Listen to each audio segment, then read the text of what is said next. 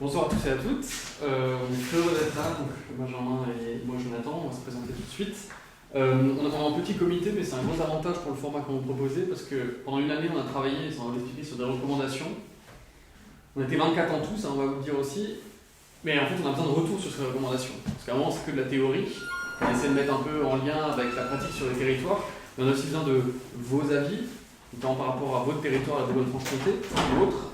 Et justement, ça doit être un échange, la petite heure qu'on va passer ensemble, et après avec un verre de vin dans la main. On est là pour justement entendre votre avis, mais peut-être aussi vos compléments d'idées. On ne dit pas que c'est parfait ce qu'on a fait, on a essayé de faire au mieux pendant une année, et puis on verra ce que ça donne. Donc, qui sommes-nous? Et on ne peut pas commencer par se présenter nous-mêmes, parce que c'est ça ce qui est le plus important dans cette Génération Europe. Alors c'est pas nous qui nous sommes nommés Génération Europe, hein. Ça c'est un petit peu prétentieux. C'est le nom du programme de l'OPAGE qui s'est nommé Génération Europe. Mais voilà, c'est avant tout un groupe de jeunes Européens et de jeunes Européennes.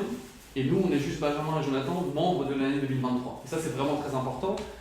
Tout le monde ne pouvait pas venir aujourd'hui, donc on est les deux représentants. Mais l'idée, à la base, c'était de faire ce réseau, si vous voyez tous le PowerPoint, un réseau interdisciplinaire.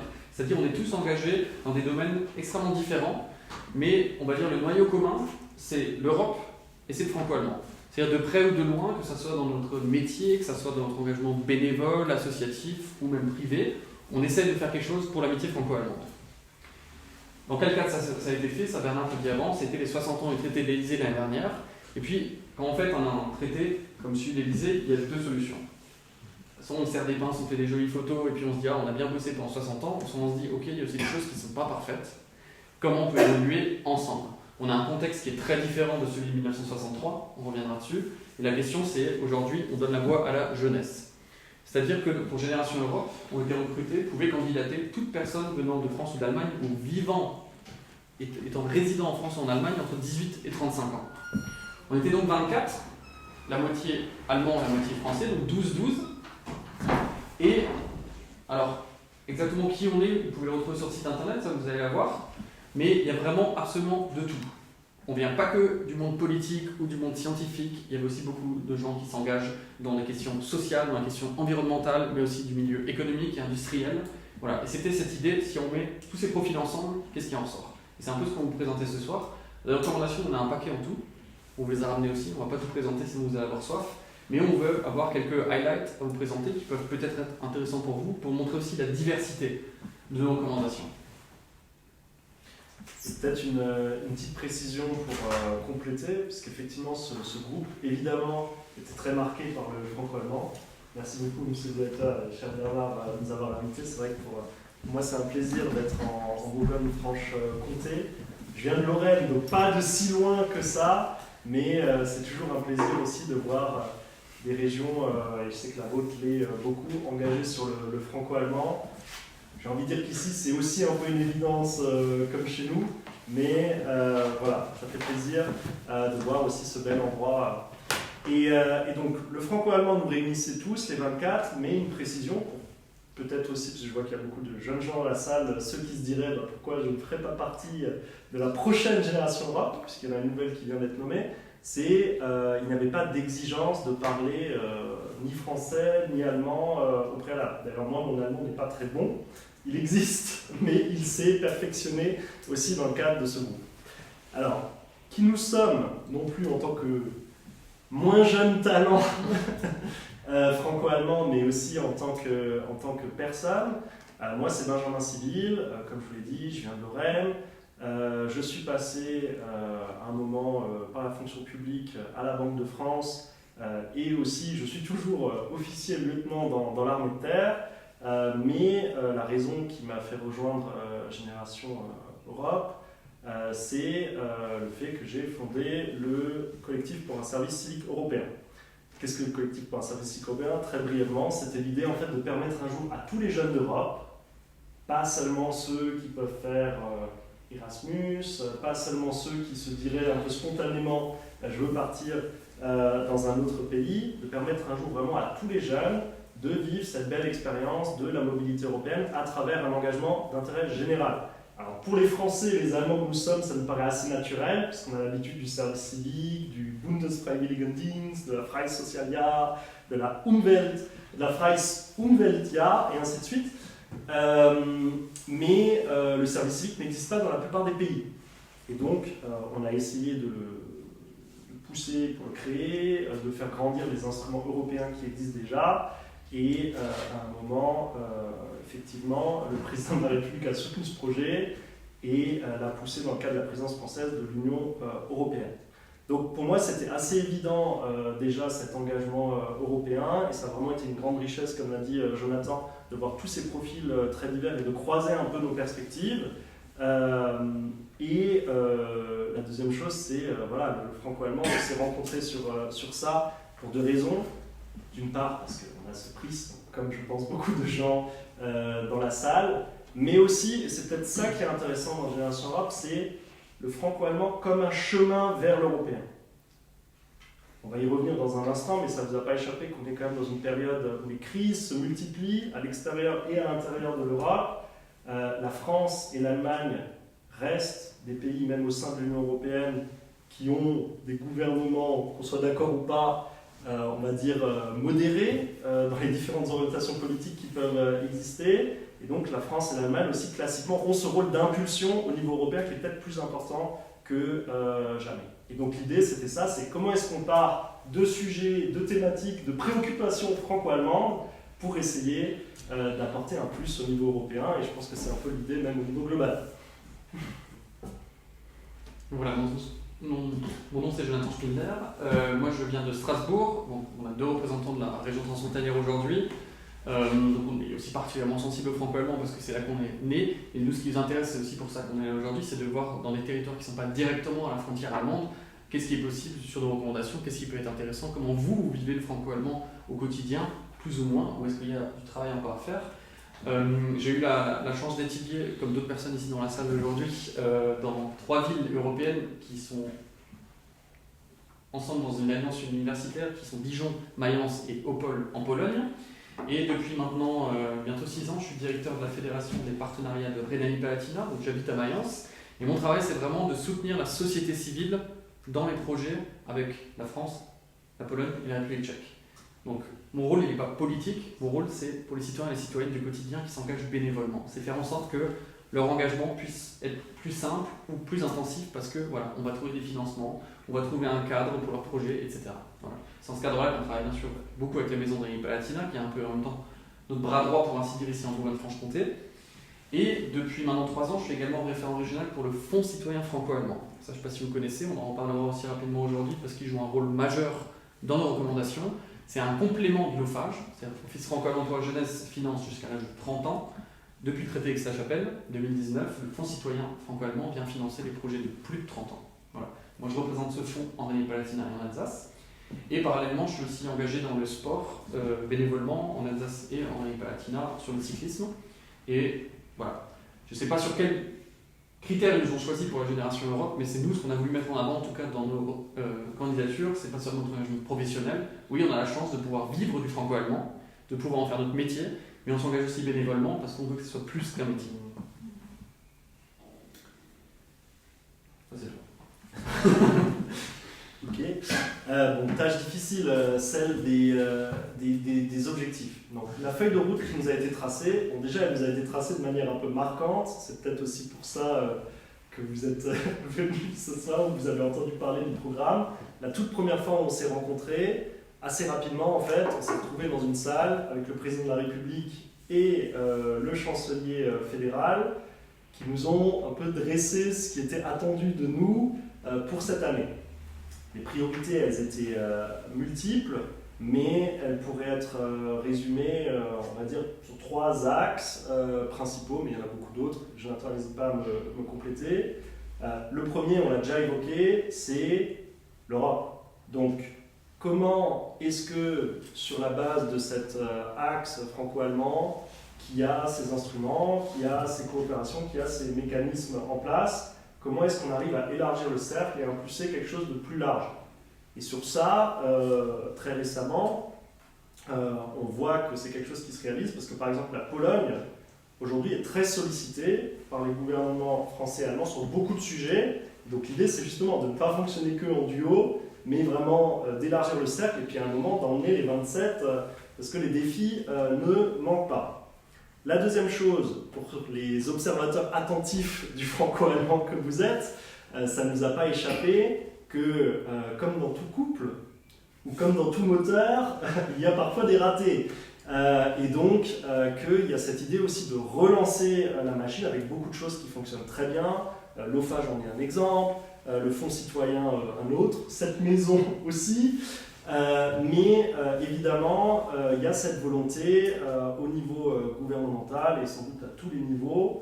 Comment est-ce qu'on fait pour aller un peu plus loin? Ce qui a bien marché, l'étendre. Ce qui ne marche pas encore parfaitement, peut-être le modifier, l'améliorer.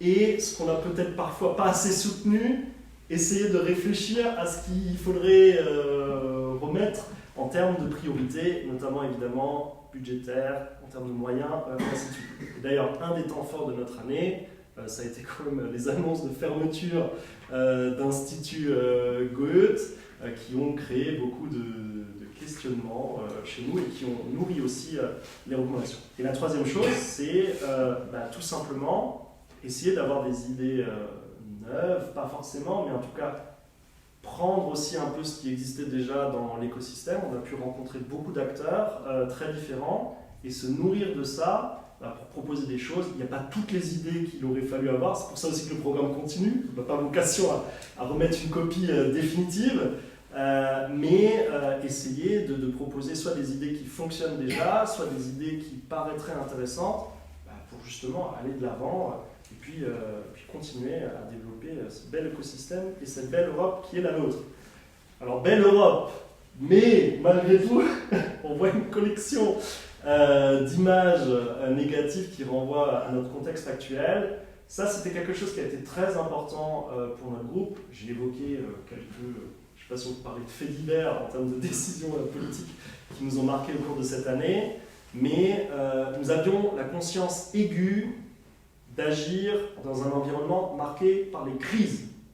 Et c'est quelque chose d'ailleurs qui a été souligné à chaque fois que nous avons fait des restitutions publiques, parce que c'est quelque chose qui a nourri nos réflexions et qui a impacté nos réflexions. Crise évidemment sanitaire, qui continue malgré tout de nous marquer, dont on devrait tirer sans doute beaucoup d'enseignements et dont on subit encore les conséquences économiques. Crise globale qui est celle de l'environnement. Ceux qui le voudront vous distribueront tout à l'heure les recommandations en version papier. Vous allez me dire c'est pas très environnemental. Mais voilà. Et vous verrez qu'il y a beaucoup plus de recommandations sur l'environnement que sur tous les autres sujets, parce que c'était vraiment une préoccupation. Crise évidemment géopolitique, donc extérieure, avec ce besoin de l'Europe en fait de faire bloc et de faire cohésion face aux menaces venant de l'étranger, mais surtout face aux conséquences de ces menaces, voire même dans un monde où nous avons beaucoup d'amis, l'Europe reste quand même un bloc avec ses particularités, donc il doit faire vivre sa cohésion. Puis la dernière, c'est évidemment cette crise démocratique. Dans quelques mois, on va voter aux élections européennes. Tous les pronostics laissent à penser que la plupart des pays d'Europe, ce sont des partis, on pourrait définir extrémistes, et dans beaucoup de cas d'ailleurs anti-européens, qui vont gagner aux élections. Voilà. On rappelle qu'il faut se mobiliser pour le vote, en son âme et conscience, mais avec quand même une vraie urgence à le faire. Et pour conclure sur cette introduction brève, malgré tout, notre envie et le sens de ces recommandations, c'était justement prendre conscience de la situation et d'une certaine urgence à agir, parce que c'est vraiment d'urgence dont on parle sur certains sujets, parce que oui, aujourd'hui, la France et l'Allemagne s'entendent, l'Europe fonctionne plus ou moins, mais ce n'est pas forcément un acquis. Peut-être que dans 10 ans, on se retrouvera dans cette salle et on pourra plus se féliciter de cette situation. Donc ça, c'est quelque chose sur lequel il faut se mobiliser, mais avoir quand même un message positif avec cette idée que non, le franco-allemand, c'est pas juste pour les franco-allemands, il n'y a pas besoin de naître franco-allemand pour le vivre, que oui, les relations entre la France et l'Allemagne, c'est quelque chose de naturel et qui est nécessaire à l'Europe, qui ne se limite pas d'ailleurs à cette relation, mais qui en fait doit s'ancrer dans un cadre plus large, qu'il faut qu'on aille de l'avant sur cette construction européenne, éventuellement la redirigeant, et notamment en réussissant à toucher beaucoup plus les jeunes, les citoyens, c'est-à-dire ceux qui en fait vont lui donner sa solidité, parce que toute union ne se vit pas dans des traités, dans des relations économiques. À la fin, c'est dans la réalité qu'elle a dans la vie quotidienne de chacun que peut se construire un projet d'avenir. Et donc c'est ce qu'on a essayé de faire, de rester un peu terre à terre. J'espère que nous ne sommes pas trop échevelés, mais en tout cas les recommandations se veulent terre à terre, pratiques et d'impact le plus possible immédiat. Et nous avons bugué, mais la transition naturelle, maintenant, après avoir créé tout ce suspense, c'est bien sûr de commencer à vous présenter les recommandations. Alors, comme l'a déjà dit Jonathan, l'idée, c'est pas faire une séance, on n'est pas dans un amphithéâtre de 300 personnes, donc l'idée, c'est aussi que ce soit un vrai échange. Donc, on vous demande, s'il vous plaît, réagissez, dites-nous, ah oui, ça c'est une bonne idée, ah ça c'est pas une bonne idée, ah pourquoi est-ce que vous n'avez pas pensé à ça? Parce qu'on n'a pas pensé à tout, et nous on vous propose vraiment que ce soit un échange libre et qu'on en discute tous ensemble, et peut-être qu'on va revenir vers Génération Europe et on dit, en fait on avait tout faux, brûler le rapport, ou alors peut-être le brûler pas, c'est pas très écologique, et repartons sur de nouvelles bases grâce aux apports de Dijon et de cette belle région. Donc, déjà pour comprendre comment on a travaillé, très rapidement, juste pour savoir comment on a choisi en fait les thématiques. On est 24, on a 12 mois, mais concrètement on vit partout en France et en Allemagne. On avait 4 possibilités pour se rencontrer en présentiel, le reste du temps c'était en ligne. Donc à un moment il faut savoir travailler un peu de façon rentable pour qu'on ait quelque chose à la fin. Les mois passent vite.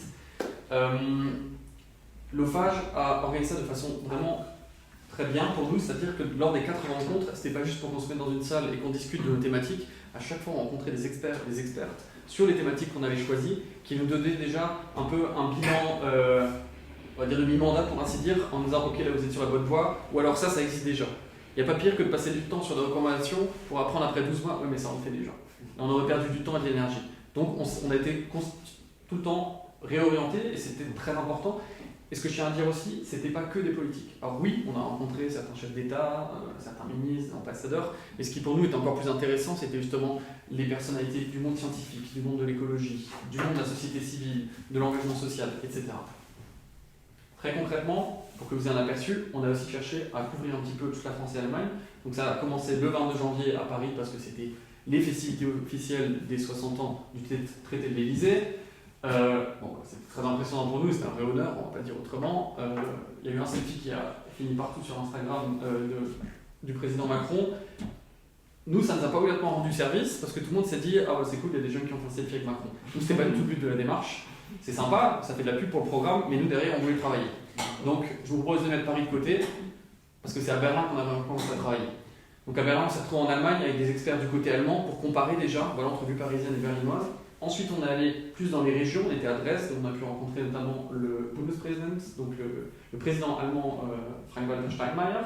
Et ensuite, on était dans la région transfrontalière. Pourquoi? Pour voir la réalité aussi au quotidien. On a chaque jour, des personnes qui traversent la frontière pour aller travailler. On a des coopérations dans différents domaines tels que l'hydrogène, l'énergie en général, la santé, thématique très importante, notamment après le Corona. On a vu ce qui a coincé dans notre zone transfrontalière. Voilà. Et de ces différentes rencontres, tout de suite au début, on s'est mis d'accord, il faut qu'on prenne des grosses thématiques, des chapeaux, on va dire, sinon ça part dans tous les sens, tout le monde a un petit peu ses points forts, ses points d'intérêt. Et les 6 groupes de travail, c'était climat et environnement. Et je dis en premier parce que c'est là qu'il y avait plus de personnes. Alors, théoriquement, on aurait pu travailler dans tous les groupes. Moi, toutes les thématiques m'intéressent, mais il fallait bien qu'on se répartisse. Donc, climat et environnement, ensuite souveraineté industrielle, santé, politique de mémoire, langue et culture et recherche publique.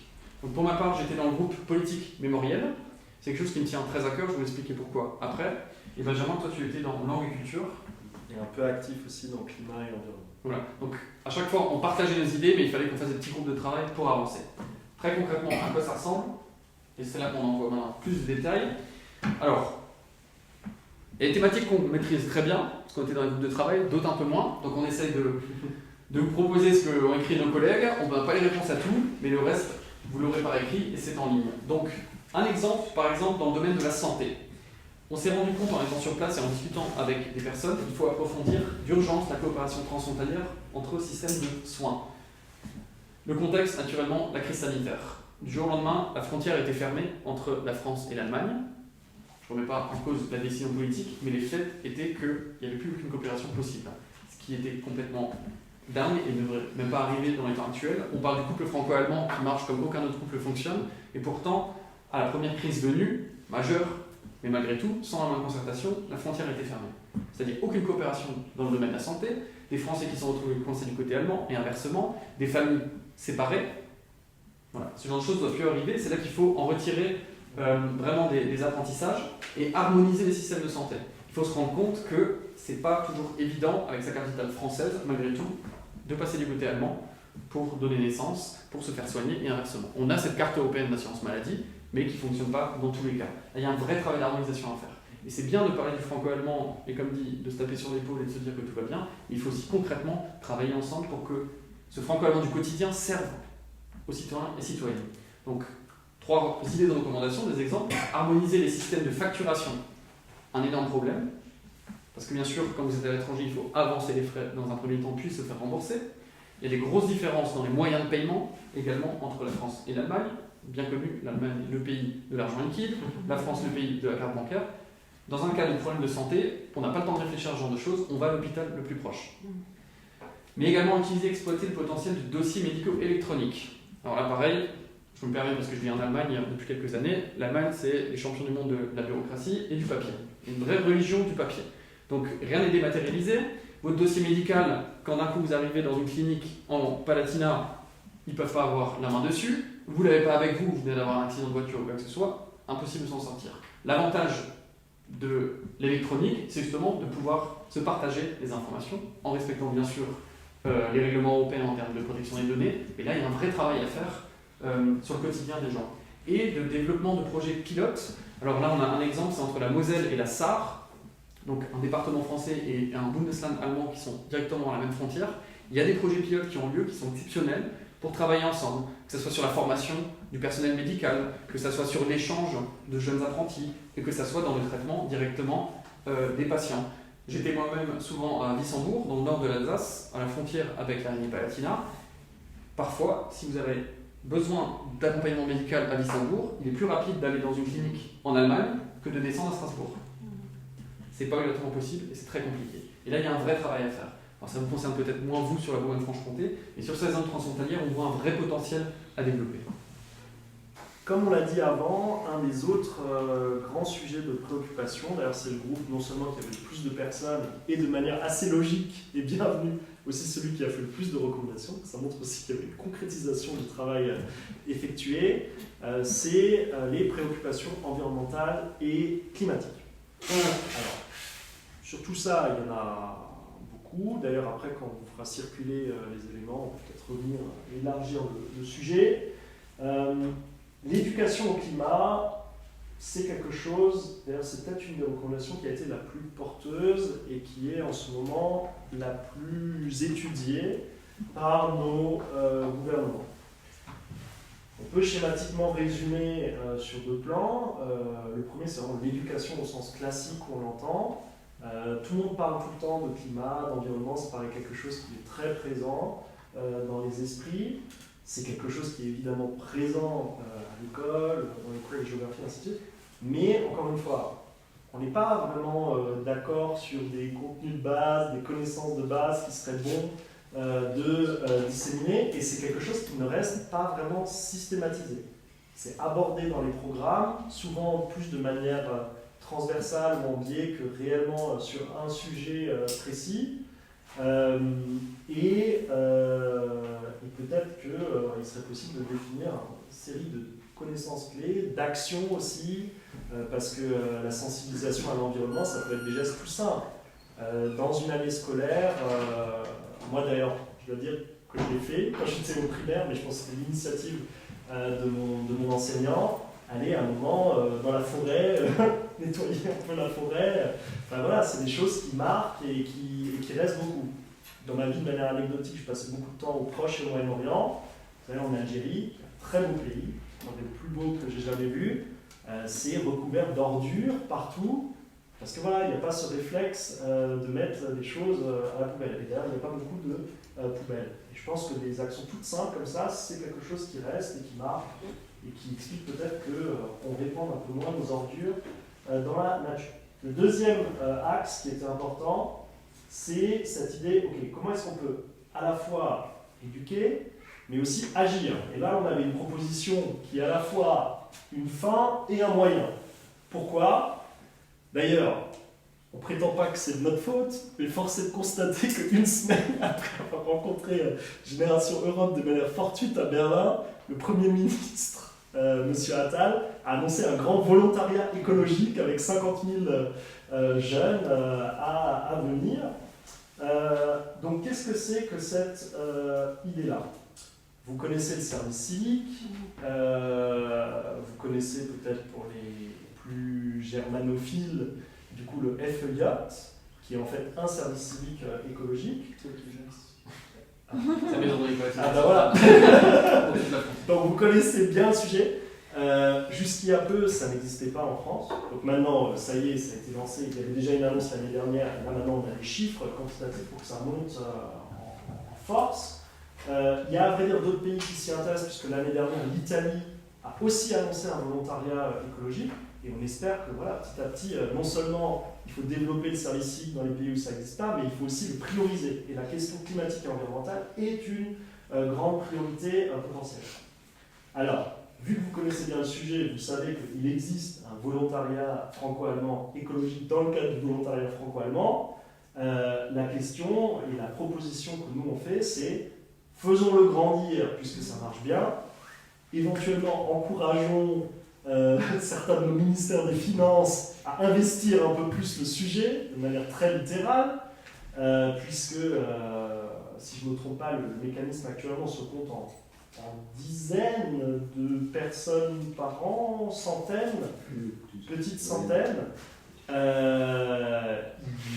C'est quelque chose qui marche, c'est quelque chose qui a été bien testé, et c'est quelque chose, ça c'est quelque chose de très important, qui trouvera sans doute son public en grandissant. Parce que c'est difficile de communiquer sur une mesure qui concerne une petite centaine d'individus. Alors qu'en réalité, il y a beaucoup de jeunes Allemands qui aujourd'hui voudraient s'engager pour l'environnement, pour le climat. Je suis bien placé pour le savoir parce qu'on a à peu près 600 jeunes en tout qui font le service civique européen. À chaque fois qu'on fait une mission sur le climat, on a 60, 80 candidats pour un poste. Mais encore faut-il que l'information arrive. Et pour qu'elle arrive, il faut qu'il y ait une montée un peu à l'échelle. Donc cette annonce du Premier ministre français, elle est très bienvenue. Nous, notre idée, c'est concrétisons ça en faisant grandir le mécanisme commun franco-allemand et ensuite allons chercher les autres pays d'Europe, ceux qui peuvent faire pour élargir le cercle et ceux qui n'ont pas encore pour leur dire pourquoi ne pas réfléchir à développer ce genre d'instruments et de mesures. Voilà. Et juste pour finir sur ce sujet et vous laisser aussi réagir, je disais une fin et un moyen. Parce qu'évidemment, quand on se mobilise dans le cadre d'un service écologique, on est soi-même sensibilisé à la cause écologique, c'est quelque chose qui nous marque beaucoup, et en même temps, ça permet aussi d'agir sur les problèmes, et aussi tout simplement soi-même d'aller participer justement de cette éducation climatique conventionnelle. En France, je ne connais pas très bien la situation en Allemagne, l'éducation nationale a des moyens qui restent quand même limités. Difficile pour les professeurs de trouver le temps d'aborder tous les sujets. Si on a justement ces volontaires qui peuvent venir donner un coup de main, c'est quelque chose qui sans doute serait très bienvenu. Sur le climat, mon camarade est bien placé pour dire que le Fonds citoyen franco-allemand a été un beau succès. L'idée c'était un peu d'imiter en fait ce succès. Pourquoi ?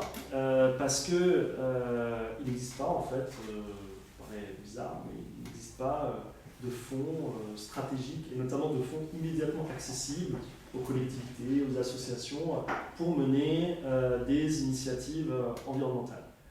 Alors il y a deux possibilités pour ce fonds, nous on a envisagé les deux d'ailleurs, de se concentrer sur des petites actions, mais d'essayer de les multiplier. Ou alors d'être un peu à un niveau supérieur pour avoir plus d'impact, parce que certaines des mesures les plus impactantes, effectivement, elles nécessitent beaucoup d'investissement et beaucoup de fonds. On est plutôt dans la première approche. Pourquoi? Parce que l'idée, au-delà de donner de l'argent, ce qui fait toujours plaisir à tout le monde, l'idée c'était aussi en fait d'aider à élargir ces initiatives. Il y a déjà des choses qui sont faites. Je ne sais pas si vous avez déjà entendu parler de l'initiative Rhine Clean Up. Non, ça vous dit quelque chose?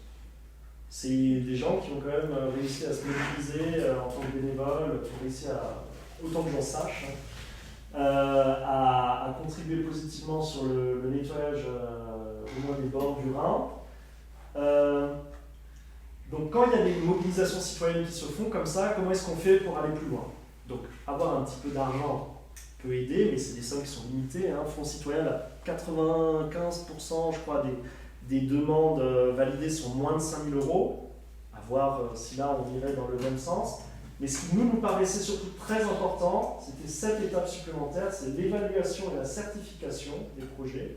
Donc être capable de dire, ça a bien marché, éventuellement le mettre sur une plateforme qui serait accessible aux entreprises qui aujourd'hui ont des obligations de responsabilité sociale et environnementale, donc qui cherchent en fait en permanence des projets à soutenir. Et le rôle de l'État, c'est peut-être aussi parfois pas de financer, mais de dire « Ah, regardez, ça a marché, nous on dit que c'est un bon projet, si vous avez envie d'y aller, tous les feux sont ouverts, allez-y ». Et puis, aujourd'hui, au niveau européen, il y a plein de fonds qui existent, y compris avec des priorités sur le climat. Il faut savoir que la France et l'Allemagne sont les premiers contributeurs au budget de l'Union européenne et parmi les derniers sollicitateurs. Donc régulièrement, on ne consomme pas nos fonds, Fonds social européen, Erasmus+, Interreg, et ainsi de suite, et ainsi de suite. Donc l'idée, ça serait aussi de dire, en fin de projet, ah mais regardez, votre truc marche bien, vous avez déjà 2 partenaires, être à 2 pays, ça suffit pour faire de l'européen, à la rigueur, on en rajoute un. De toute façon, ce sera ouvert a priori pour bientôt tiers pays. Et donc, du coup, pourquoi pas monter à l'échelle. Et les financements européens, c'est tout de suite plutôt 100 000, 200 000 €. Donc, l'idée, c'est un peu ça. C'est, si vous voulez, une espèce d'incubateur de projet qui permettrait de développer les actions et les politiques. C'est ça, en fait, le fonds citoyen, ça doit être un tremplin. C'est ça l'idée. Parce que le fonds citoyen n'est pas là pour financer sur des années le même projet. C'est fait pour une initiative qu'on lance au début dans un cadre franco-allemand, mais ce qui manque souvent, c'est l'accompagnement derrière pour passer au niveau au-dessus, qui sont les financements européens. Il y a beaucoup plus d'argent, il y a une vraie pérennité dans le financement qu'on ne peut pas proposer par le fonds citoyen. Le fonds citoyen, pour mettre dans le contexte, c'est 5 millions de budget par année. Si vous comparez au fonds européen, c'est ridicule. Il faut mettre ça dans un cadre franco-allemand et dans le fait que c'est tout neuf. Mais ça peut être un début, première pierre à l'édifice pour se lancer dans quelque chose de plus durable. Et comme on a beaucoup de professionnels dans la salle, je profite pour faire un appel qui peut aussi, qui est relayé, je le sais d'ailleurs, par le fonds. Il y a un programme européen qui s'appelle Citoyenneté, Égalité, Droits et Valeurs, le CERV. L'année dernière, en France et en Allemagne, d'ailleurs, il y a 10 projets qui ont été déposés, 10 projets qui ont été financés. Pour référence, en Slovaquie, il y en a 60. Donc il y a des marges, et là, vous candidatez, vous êtes presque sûr d'être retenu, avis aux intéressés. Mais ça fait partie de ces choses sur lesquelles il faut plus accompagner les écosystèmes. On passe maintenant sur la thématique souveraineté industrielle et qui passe pour notre groupe de travail énormément également par les échanges universitaires, mais pas uniquement par les échanges professionnels. On avait la question avant sur l'âge. Effectivement, il y a le temps des études, mais après, il y a tout le temps après. On a aussi envie de s'engager, on a envie de faire du franco-allemand, on a envie de faire quelque chose pour l'Europe, mais aussi dans le cadre de son travail.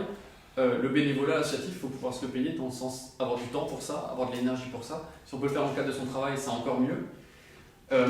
Et on voit qu'il y a une vraie nécessité. Alors bien sûr, il y a l'université franco-allemande, il y a de nombreux cursus intégrés, mais malgré tout, il y a encore dans beaucoup de domaines ou dans certaines régions une vraie ignorance du système universitaire. Dans un premier temps, on avait la question sur les études de médecine, mais on voit ça dans plein d'autres cursus, notamment dans le monde de la formation professionnelle et du système professionnel. On a plein de métiers qui sur le papier sont les mêmes, mais qui ne vont pas être formés ou même exercés de la même façon entre la France et l'Allemagne. Et là, il y a un vrai besoin de partage de connaissances. Et c'est vraiment dans ce contexte d'une industrie européenne plus résiliente, plus dynamique, on voit la concurrence sur d'autres continents qui va très vite, et l'Europe va devoir répondre si on veut aussi garantir des emplois, mais aussi une formation pour nos employés qui correspondent à ce que demande le monde d'aujourd'hui, le monde de demain. Et ça passe par l'innovation. Et l'idée du groupe de travail, dans lequel on n'était pas, mais on partage bien sûr l'idée, c'est un grand tech challenge Donc c'est l'idée en fait de faire une sorte de concours, mais pas juste qu'on lance dans la nature et on voit ce qui se passe. C'est on crée des équipes franco-allemandes d'université, on donne un budget, on donne un certain temps, et ils travaillent en équipe binationale. L'avantage, c'est de ne pas rester dans la même bulle franco-française ou germano-allemande, mais tout de suite d'avoir l'échange dès le début, dès la naissance du projet, d'avoir déjà cette dimension franco-allemande. Parce que souvent, si on a une dimension franco-allemande dans un projet, on peut vraiment très vite aller vers une dimension européenne. Et ensuite, il pourrait y avoir par exemple un jury franco-allemand, bien sûr, voire européen, qui travaille sur ce qui en ressort et qui valide ou pas et peut directement faire le lien vers l'industrie. Il n'y a pas plus dur, je crois, pour nos chercheurs et pour nos universitaires de faire le lien ensuite avec l'économie, avec l'industrie. Si on a ce lien politique entre les deux et vous êtes lauréat de ce concours franco-allemand sur une thématique innovante, on vous envoie ensuite vers les acheteurs, pour ainsi dire, les investisseurs. Une deuxième idée, c'est justement sur la question de l'âge. Erasmus, on est tous convaincus que c'est un programme exceptionnel et qui doit continuer à grandir, mais c'est limité aux jeunes. À partir de 30 ans, 35 ans selon les cas, Erasmus c'est terminé.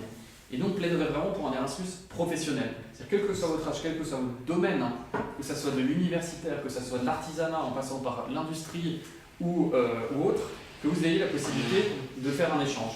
Et ça, au niveau européen, c'est tout de suite clairement une énorme chose à mettre en place. Mais si on le lance dans un cadre franco-allemand, de voir, en allemand on a un mot très bien pour ça qui s'appelle Hospitation, c'est vraiment de passer du temps dans votre même domaine d'activité, mais dans l'autre pays, pendant 1 mois, 2 mois, 3 mois, de voir comment ça se passe. Mais la mobilité, on peut l'organiser seul, théoriquement oui. Si vous avez l'argent pour ça, vous pouvez aller partir, faire des congés sans solde et partir 3 mois en Allemagne ou en France. Mais si c'est dans le cadre de votre travail, avec une vraie reconnaissance des acquis que vous avez, avec un financement derrière et avec directement une entreprise partenaire, c'est beaucoup plus important. Il faut à un moment arrêter de voir obligatoirement cette concurrence économique entre la France et l'Allemagne et voir comment ensemble on peut être plus fort pour l'Europe par rapport aux concurrences actuelles, parce que le reste du monde ne va pas attendre que la France et l'Allemagne se mettent d'accord sur des programmes de mobilité professionnelle.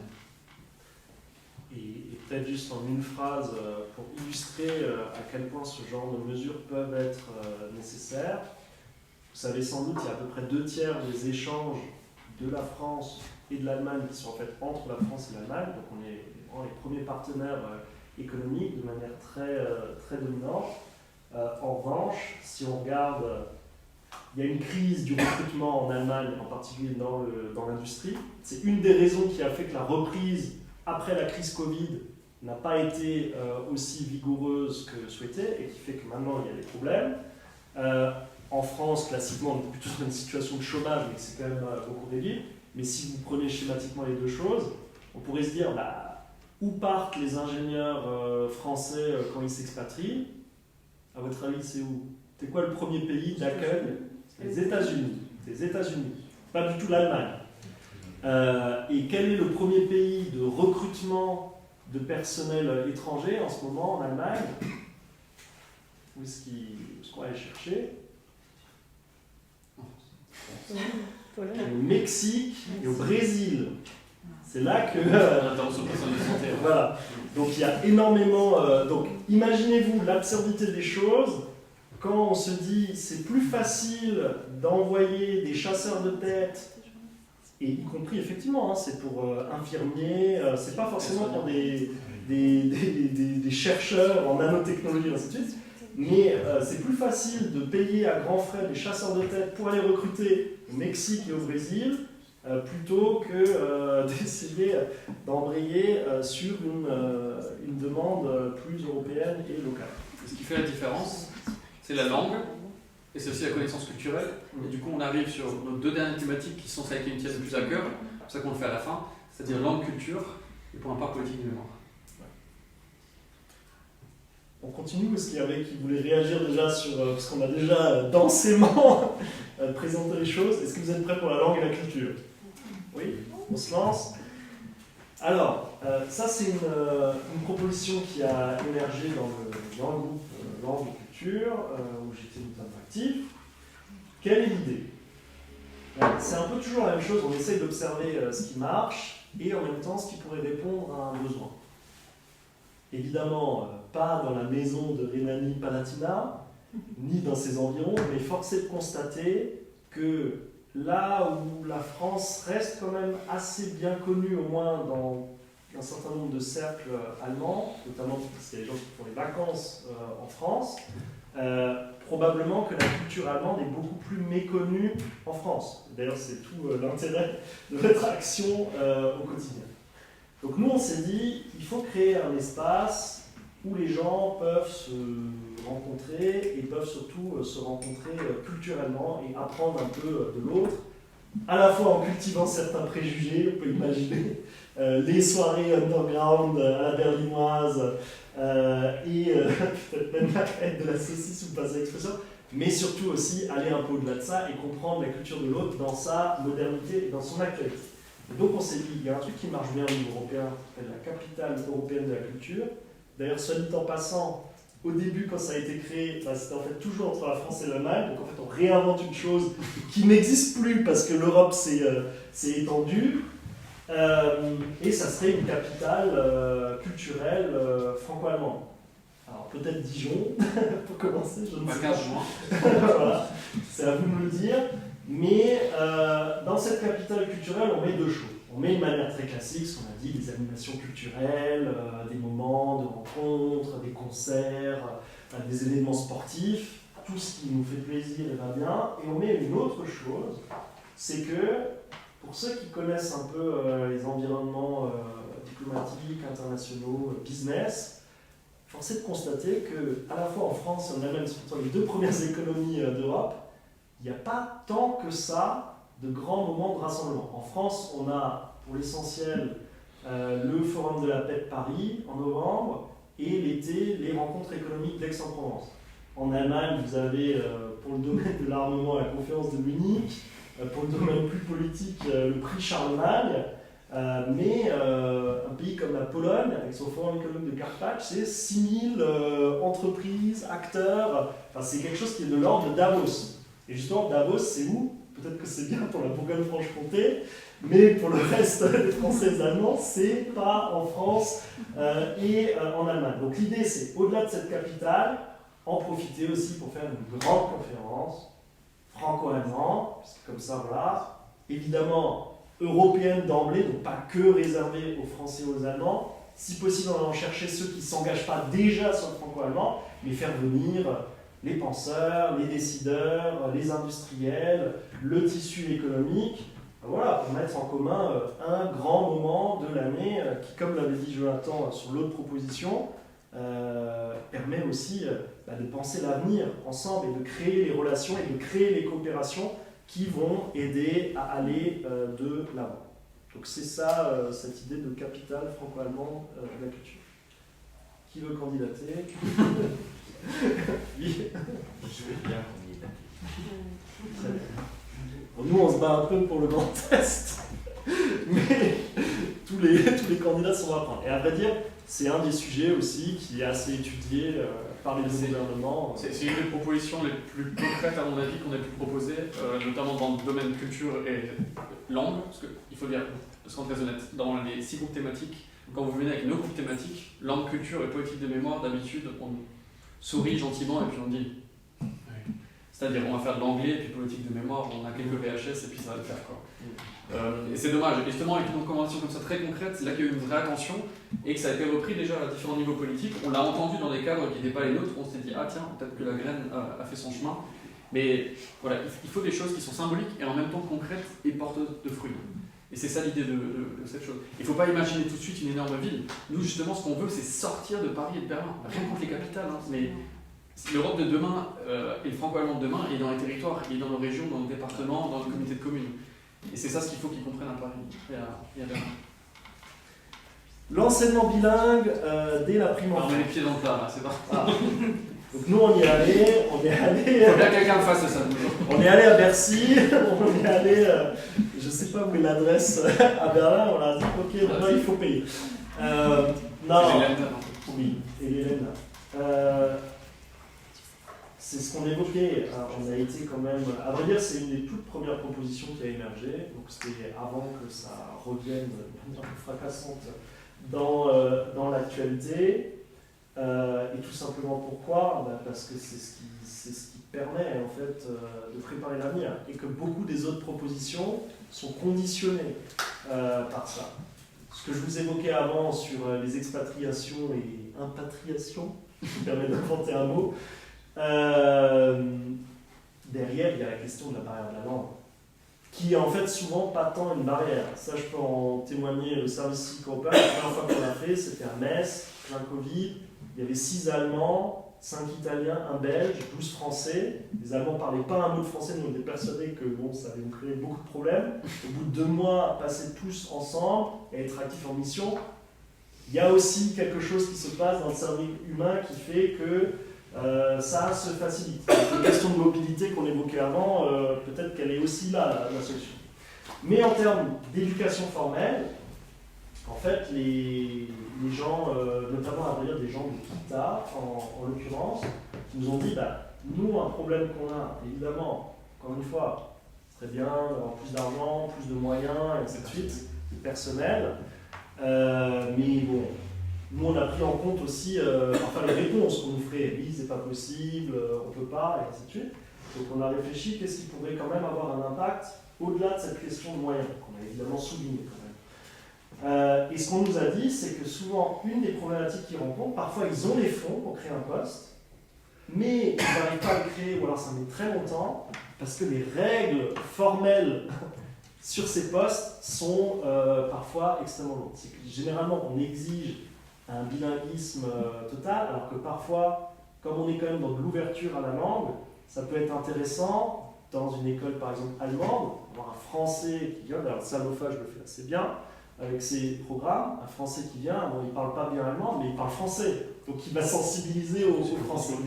Et donc ça c'est quelque chose qu'on aimerait bien voir pousser, d'ailleurs pourquoi pas aussi à travers les instruments de volontariat, mais aussi dans le cadre professionnel.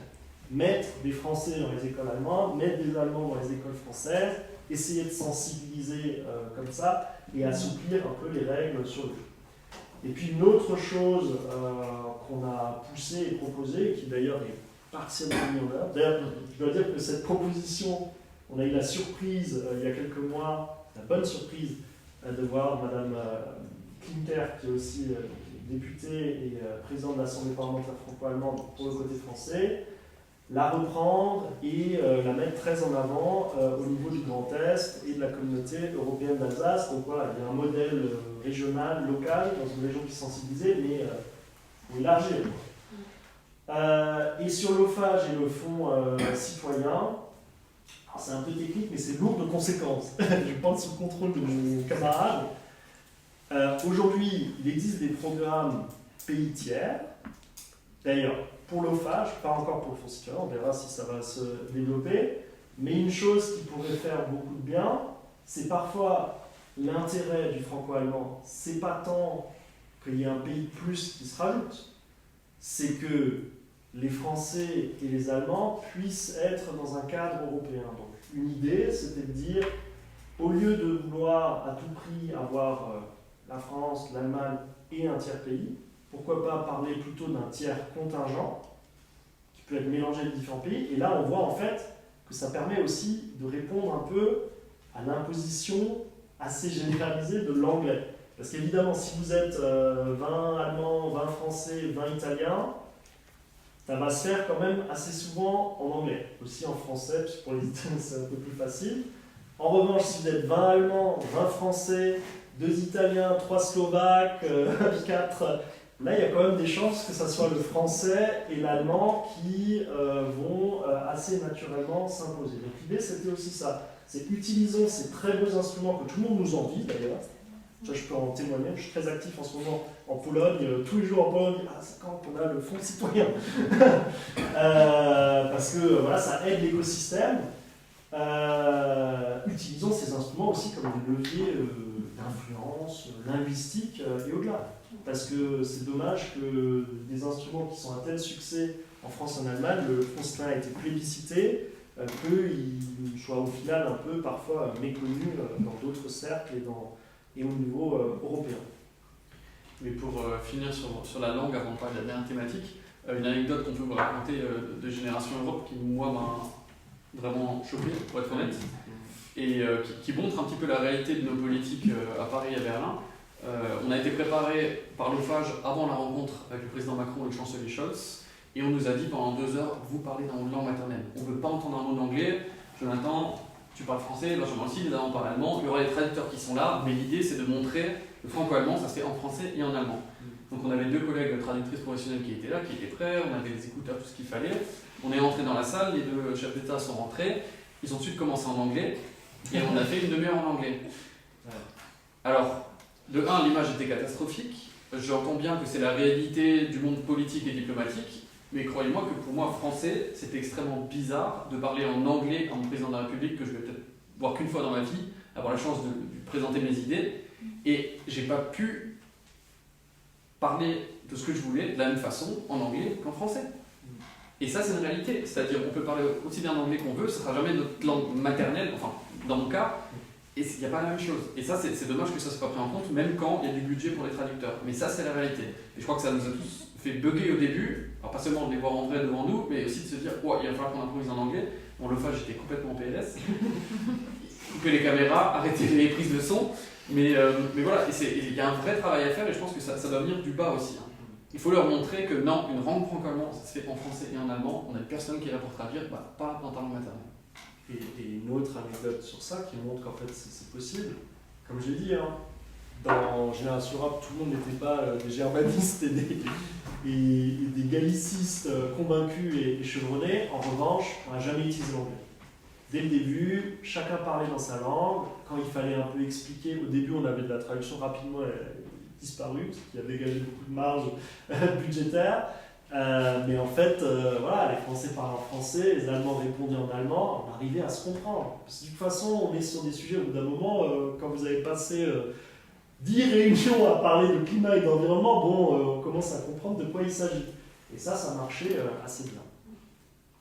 On arrive donc sur la dernière thématique qui, moi, me tient beaucoup à cœur, pas seulement parce que je viens d'une région qui était longtemps française, puis allemande, puis française, puis allemande, et dans le bassin rhénan, voilà, c'est quelque chose de très fort, mais aussi parce que dans mon cadre professionnel, on travaille énormément sur ces thématiques. Pourquoi la politique de mémoire? Simplement parce qu'aujourd'hui, on a encore quelques témoins qui sont en vie de ces périodes très sombres de l'histoire, et que si on veut que les prochaines générations puissent avoir un témoignage de première main, c'est maintenant qu'il faut réagir. C'est maintenant qu'il faut réfléchir comment on fait avec la technique actuelle et ce qu'on a comme possibilités politiques, financières et techniques pour faire en sorte que ça soit durable, cette politique de mémoire. Parce qu'à un moment, si on oublie, je ne vais pas vous faire le dessin, ça revient automatiquement, l'histoire va se répéter. Une des propositions très concrètes, c'était notamment une exposition itinérante sur la pluralité des mémoires. Alors, pluralité des mémoires, là on a fait peur à tout le monde déjà dans le cadre politique.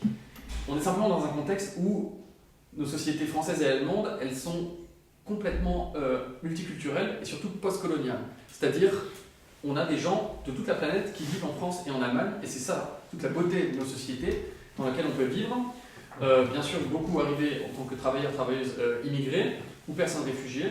Et ces gens-là, ils ont besoin de s'identifier aussi en France, ils ont besoin de se retrouver. Et si on vient toujours avec cette politique de mémoire purement franco-française, germano-allemande ou franco-allemande, à revenir toujours sur les mêmes thématiques, ces gens-là, ils vont pas se dire « ah bah ça me parle ».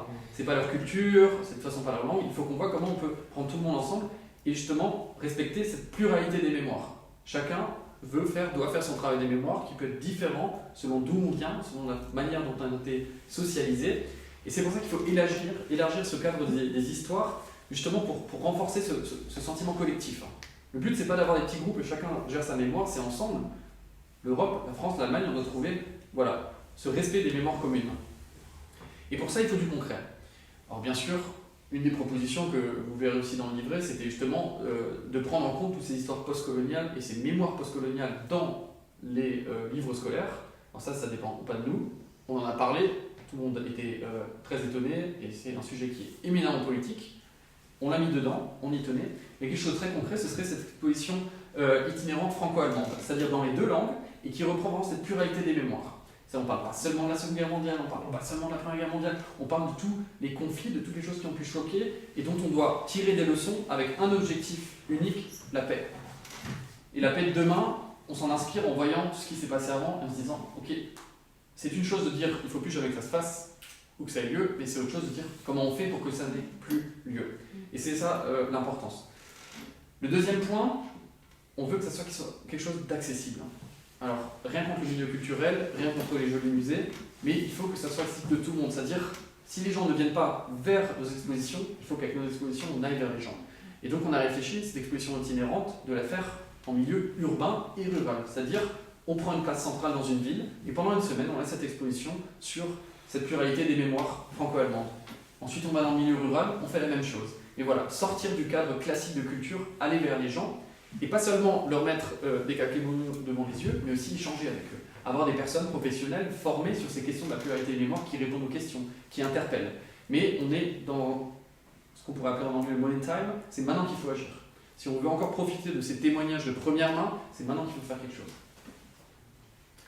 Et le deuxième point, parce que c'est bien de sensibiliser, d'informer, mais la question c'est comment on peut pousser les gens, les citoyens et citoyennes, à faire quelque chose eux-mêmes. Tout ne peut pas être porté par des structures, des organisations. On base notre travail aussi sur l'engagement de la société civile. Les associations, les groupes informels, en général, toutes les personnes qui veulent s'engager bénévolement. On le voit dans le cadre du Fonds citoyen, la politique de mémoire est une thématique extrêmement recherchée dans les demandes. Moi, dans beaucoup de dossiers que je vois passer pour le Fonds citoyen franco-allemand, souvent, c'est des questions de mémoire, des questions de paix, des questions de tolérance, d'acceptation, je ne sais pas si ça se dit, acceptance en allemand, on s'est compris, j'ai tenté. Mais souvent, il y a un peu ce manque de connaissances plus techniques. Et l'idée, c'est pas de leur dire on sait mieux faire que vous, mais c'est de dire voilà, là on a des experts et des expertes qui peuvent vous aider et qui répondent à vos besoins. Qu'est-ce que vous voulez faire comme programme? On parle de 2 jours, on parle d'une semaine, on parle d'une rencontre de jeunes, on parle d'une rencontre d'adultes ou intergénérationnelle. On vous trouve les intervenants, on vous trouve le lieu pour le faire. On peut vous trouver aussi la thématique qui peut convenir aussi à votre groupe cible. Et l'idée que nous on avait, c'était de créer un service d'information pour les initiatives de mémoire de la société civile. On le voit, il y a une énorme différence entre, par exemple, si on parle un petit peu d'argent, les fonds européens qui sont simplement dans les capitales, et vous avez une adresse mail et c'est tout. Et peut-être vous aurez un jour une réponse si vous avez une question sur votre demande de subvention, ou si vous avez des représentants et des représentantes de ces fonds dans les régions, comme le Fonds citoyen. Donc je prêche un peu pour ma paroisse bien sûr, mais vous avez des personnes ici. La Maison d'Amérique Latina est centraleophage.info-ophage. Vous avez une question sur un projet de jeunesse franco-allemand, vous pouvez venir ici. Vous avez un jeune ambassadeur, mais voilà, qui sont en lien avec les territoires, qui sont là sur place pour vous répondre. Et c'est ça l'idée de ce service d'information. Ou, je ne sais pas, comment le financer, on ne sait pas non plus, mais on tient à dire que ça ne suffit pas de dire haut et fort, c'est important la politique de mémoire, il faut se souvenir pour ne pas oublier, de dire voilà, vous avez peut-être de l'argent à disposition, il faut accompagner. Partir du principe que le porteur de projet qui est bénévole, ce n'est pas un expert en la matière. Il faut l'aider à trouver l'argent, mais il faut l'aider aussi à monter le programme. Donner simplement l'argent et faire le virement, ça ne suffit pas à avoir un projet de qualité. Il faut une reconnaissance aussi et un accompagnement. Et c'est ça l'idée qu'on a. Et sur ces 2 idées, on est vraiment dans la politique européenne et dans la nécessité de la politique européenne. Parce qu'on a mentionné les mémoires postcoloniales, que ça ne peut être pas tous les pays d'Europe, prime abord, mais l'idée c'est aussi de diversifier l'approche de la mémoire. On vit aujourd'hui dans une Europe qui, pour une bonne partie de son territoire, est très marquée, par exemple, par les guerres d'ex-Yougoslavie, par les mémoires du communisme, par les mémoires divers aussi de la Seconde Guerre mondiale, parce qu'on parle beaucoup, voilà, France, Allemagne, mais bon, la Seconde Guerre mondiale, par définition, ce n'est pas que entre la France et l'Allemagne, effectivement aussi par les guerres coloniales, le colonialisme, et ainsi de suite. Et donc l'idée, c'est d'utiliser toutes ces expériences diverses, et peut-être pas non plus toujours se focaliser sur un élément, un aspect, mais permettre aussi d'engager ceux qui n'ont pas eu forcément le même vécu historique que ceux de nos 2 pays, pour aussi faire société et réussir à ce que ces aspects mémoriels contribuent, encore une fois, à bâtir un futur qui soit commun et qui soit meilleur.